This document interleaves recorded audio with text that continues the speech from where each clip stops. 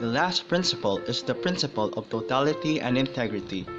Nurses should consider the entire person when deciding which therapies, medication, or procedure a patient should receive.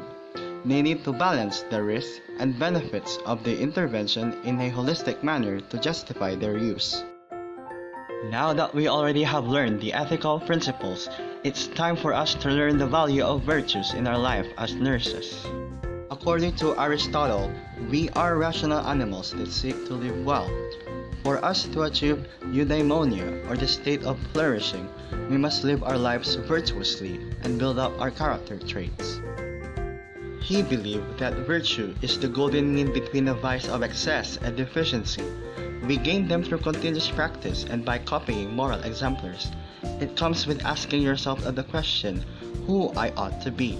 It focuses on questions of character rather than action. Virtue is essential to nursing because it is the link between individual choices and our developing moral capacity.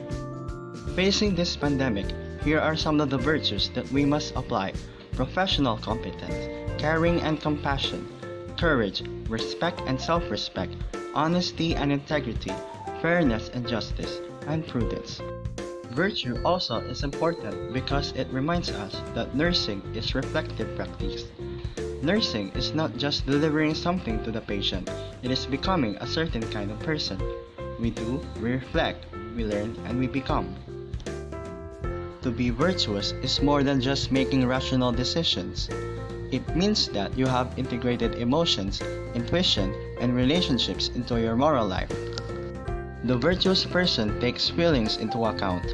He knows how he feels about a course of action, but he also knows just how much emotion is enough and when it is time to move from heart to head. A virtuous nurse is not just a nurse who obeys the rules or knows techniques. Virtuous nurses know themselves. They have internalized the values and skills of their profession in a way that they draw upon them readily, easily, and happily.